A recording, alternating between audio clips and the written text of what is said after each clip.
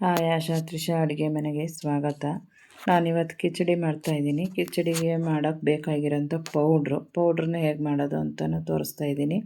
ಅದಕ್ಕೆ ಕಾಂಬಿನೇಷನ್ನು ಕಾಯಿ ಹಾಲು ತುರಿದ್ಬಿಟ್ಟು ಬೆಲ್ಲ ಹಾಕಿ ಮಾಡುವಂಥದ್ದು. ನಾನಿಲ್ಲಿ ಮೂರನ್ನು ಒಂದೇ ವೀಡಿಯೋದಲ್ಲಿ ತೋರಿಸ್ತಾ ಇದ್ದೀನಿ.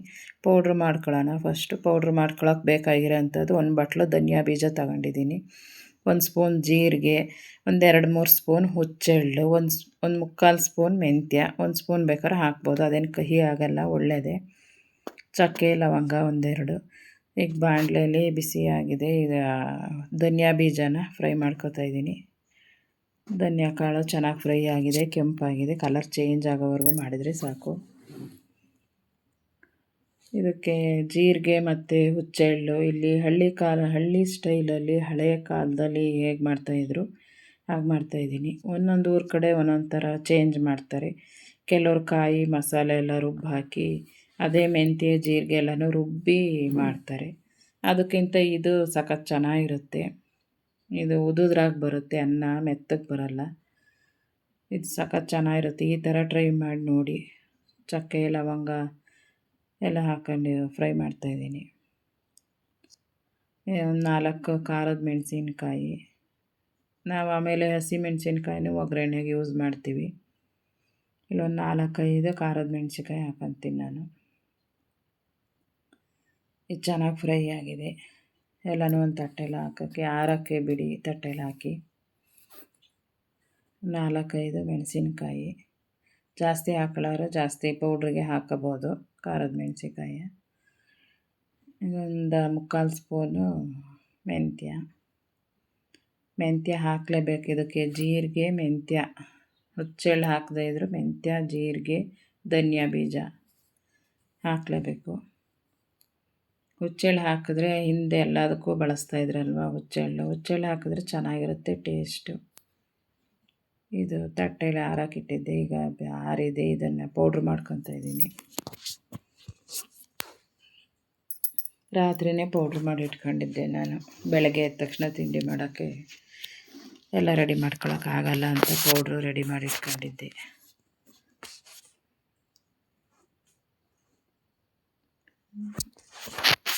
ಕೆಲವರು ಬೇರೆ ಬೇರೆ ಒಂದೊಂದು ಊರ ಕಡೆ ಒಂದೊಂದು ಥರ ಮಾಡ್ತಾರೆ. ಇದಕ್ಕೆ ಬೇರೆ ಬೇರೆ ಹೆಸರು ಕರೀತಾರೆ. ಈಗ ಕಿಚಡಿ ಪೌಡ್ರಿಂದ ಕಿಚಡಿ ಮಾಡೋದು ಹೇಗೆ ಅಂತ ನೋಡೋಣ. ಇದಕ್ಕೇನು ಜಾಸ್ತಿ ಸಾಮಗ್ರಿಗಳೇನು ಬೇಕಾಗಿಲ್ಲ. ಜಾಸ್ತಿ ಏನು, ಒಂದು ಈರುಳ್ಳಿ, ಒಂದು ದಪ್ಪ ಸೈಜಿಂದ ಈರುಳ್ಳಿ, ಬೆಳ್ಳುಳ್ಳಿ, ಒಂದು 4 ಹಸಿಮೆಣ್ಸಿನ್ಕಾಯಿ, ಕರಿಬೇವಿನ ಸೊಪ್ಪು. ನಾನು ಪೌಡ್ರಿಗೆ ಖಾರದ ಮೆಣ್ಸಿನ್ಕಾಯಿ ಹಾಕಿರೋದ್ರಿಂದ ಒಂದು 4 ತಗೋತಾಯಿದ್ದೀನಿ.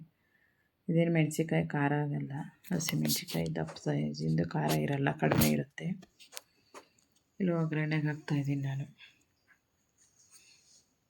ಬೆಳ್ಳುಳ್ಳಿ ಈರುಳ್ಳಿ ಹಾಕಲೇಬೇಕಾಗುತ್ತೆ. ಬಾಕಿ ಅಂತೆ ಮಾಡುವಾಗ, ನಾವು ಹಬ್ಬದಲ್ಲಿ ಮಾಡುವಾಗ ಸೃಷ್ಟಿ ಹಬ್ಬದಲ್ಲಿ ಕಿಚಡಿ ಜಾಸ್ತಿ ಮಾಡ್ತೀವಿ. ಸೃಷ್ಟಿ ಹಬ್ಬದಲ್ಲಿ ಮಾಡೋ ಕಿಚಡಿಗೆ ಬೆಳ್ಳುಳ್ಳಿ ಯೂಸ್ ಮಾಡಲ್ಲ. ನಾವು ಬಾಕಿ ಅಂತೆ ತಿಂಡಿಗೆ ಮಾಡ್ಕೊಳ್ಳುವಾಗ ಚೆನ್ನಾಗಿರುತ್ತೆ.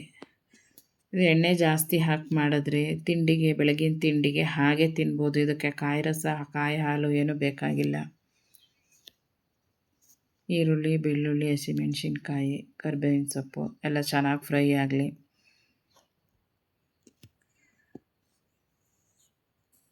ಈಗ ಚೆನ್ನಾಗಿ ಫ್ರೈ ಆದ ನಂತರ ನೀರು ಬಿಸಿ ಇಟ್ಕೊಂಡು ನೀರು ಹಾಕಿದರೆ ಚೆನ್ನಾಗಿ ಕುದಿ ಬರಬೇಕದು.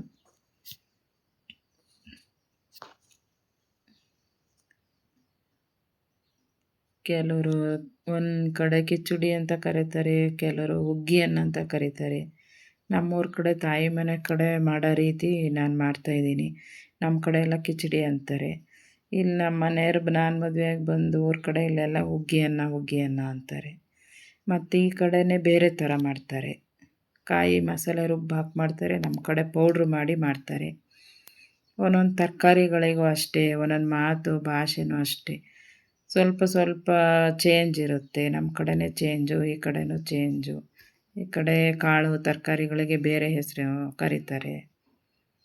ಈಗ ಚೆನ್ನಾಗಿ ಇದು ಕುದಿ ಬಂದಿದೆ. ಇದಕ್ಕೆ ಪೌಡ್ರ್ ಹಾಕ್ತಾಯಿದ್ದೀನಿ. ನಾನು ಪೌಡ್ರು ಮಾಡಿ ತುಂಬಿಟ್ಕೊಂಡಿದ್ದೆ. ಅದಕ್ಕೆ ಸ್ವಲ್ಪ ಉಪ್ಪು ಹಾಕ್ತಾಯಿದ್ದೀನಿ. ಒಂದು 3 ಸ್ಪೂನ್ ಪೌಡ್ರು ಸಾಕಾಗುತ್ತೆ ಇದಕ್ಕೆ. ನಾನು 2 ದಿನಕ್ಕಾಗುವಷ್ಟು ಪೌಡ್ರ್ ಮಾಡಿದ್ದೆ. ಸ್ವಲ್ಪ ಕಹಿ ಬೇಕು, ಕಹಿ ಆದರೂ ಪರವಾಗಿಲ್ಲ ಅನ್ನೋರು ಇನ್ನೊಂದು ಸ್ವಲ್ಪ ಹಾಕಬೋದು. ಏನು ಕಹಿ ಆಗಿರಲ್ಲ. ಇದು ಪೌಡ್ರು ಮಾಡುವಾಗಲೇ ಮನೆಯೆಲ್ಲ ಘಮ್ ಅಂತ ಇರುತ್ತೆ. ಕಿಚಡಿ ಮಾಡುವಾಗಂತೂ ಬಾಯಲ್ಲಿ ನೀರು ಬರ್ತಾ ಇರುತ್ತೆ. ಅಷ್ಟು ಪೌಡ್ರು ಕಿಚಡಿ ಮಾಡುವಾಗಲೇ ಮನೆ ಘಮ್ ಅಂತ ಇರುತ್ತೆ. ಯಾವ ತಿಂಡಿ ಮಾಡುವಾಗಲೂ ಚೆನ್ನಾಗಿ ಟೇಸ್ಟು, ಚೆನ್ನಾಗಿ ಘಮದಲ್ಲೇ ಗೊತ್ತಾಗುತ್ತೆ ಟೇಸ್ಟು ಎಷ್ಟು ಚೆನ್ನಾಗಿದೆ ಅಂತ. ಇದಕ್ಕೆ ಕಾಯಿ ರಸದ ಇದೇ ಇಲ್ಲ, ಅವಶ್ಯಕತೆಯೇ ಇಲ್ಲ. ಹಾಗೆ ತಿನ್ಬೋದು, ತಿಂಡಿಗೆ ಮಾಡ್ಬೋದು. ಬೆಳಗಿನ ತಿಂಡಿಗೆ ಮಕ್ಳಿಗೆ ಬಾಕ್ಸಿಗೆ ಹಾಕ್ಕೊಡ್ಬೋದು. ನಾನು ಇದಕ್ಕೆ ಸ್ವಲ್ಪ ತುಪ್ಪ ಹಾಕ್ತಾಯಿದ್ದೀನಿ, ಚೆನ್ನಾಗಿ ಕುದಿ ಬರಲಿ.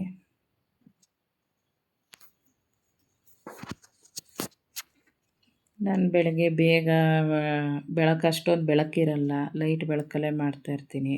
5:30 6 ಗಂಟೆಗೆ ತಿಂಡಿ ಮಾಡೋಕ್ಕೆ ಶುರು ಮಾಡಿದಾಗ ಅಷ್ಟು ಬೆಳಕಿರಲ್ವಲ್ಲ, ವೀಡಿಯೋಗಳು ಕತ್ಲೆ ಥರ ಬರುತ್ತೆ, ಸ್ವಲ್ಪ ಬ್ರೈಟ್ನೆಸ್ ಕಡಿಮೆ ಇರುತ್ತೆ.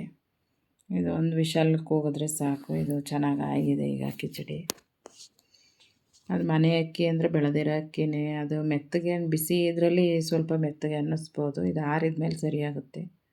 ಸ್ವಲ್ಪ ಆರಲಿ ಇದು. ಇದು ಬರೀದೇ ತಿನ್ನೋದ್ರಿಂದ, ಬರೀ ಬಿದ್ರೆ ತಿನ್ನೋದಾದ್ರೆ ಮೆತ್ತಗಿದ್ರೆ ಚೆನ್ನಾಗಿರುತ್ತೆ ಇದು.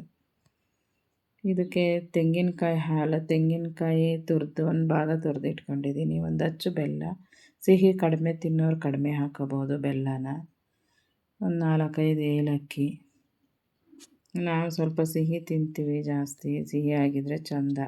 ಅದಕ್ಕೆ ಸ್ವಲ್ಪ ಕಡಲೆ ಹಾಕಿದ್ರೆ ಒಂಚೂರು ಗಟ್ಟಿ ಬರುತ್ತೆ, ಟೇಸ್ಟು ಚೆನ್ನಾಗಿರುತ್ತೆ. ನಾವು ಇದನ್ನು ದೋಸೆಗೆ ಜಾಸ್ತಿ ಮಾಡ್ತೀವಿ, ಬೆಳಗಿನ ತಿಂಡಿಗೆ. ದೋಸೆ ಚಟ್ನಿ ಪಲ್ಯನೂ ಮಾಡಿರ್ತೀನಿ.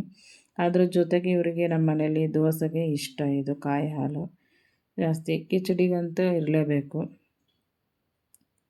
ಕಿಚಡಿಗೆ ಕಾಯಿ ಹಾಲು ಮಾಡಿ ನೋಡಿ, ನೀವು ಟ್ರೈ ಮಾಡಿ. ಟೇಸ್ಟ್ ಅಂತೂ ಸಖತ್ ಚೆನ್ನಾಗಿರುತ್ತೆ, ದೋಸೆಗೂ ಚೆನ್ನಾಗಿರುತ್ತೆ. ನಮ್ಮ ಚಾನಲ್ ಸಬ್ಸ್ಕ್ರೈಬ್ ಮಾಡಿ, ಸಪೋರ್ಟ್ ಮಾಡಿ. ಹೊಸ್ದಾಗಿ ಮಾಡೋ ಅಂಥವ್ರಿಗೆ ತುಂಬ ಕಷ್ಟ ಇರುತ್ತೆ, ಆದರೂ ಟ್ರೈ ಮಾಡ್ತಾಯಿದ್ದೀವಿ, ಸಪೋರ್ಟ್ ಮಾಡಿ.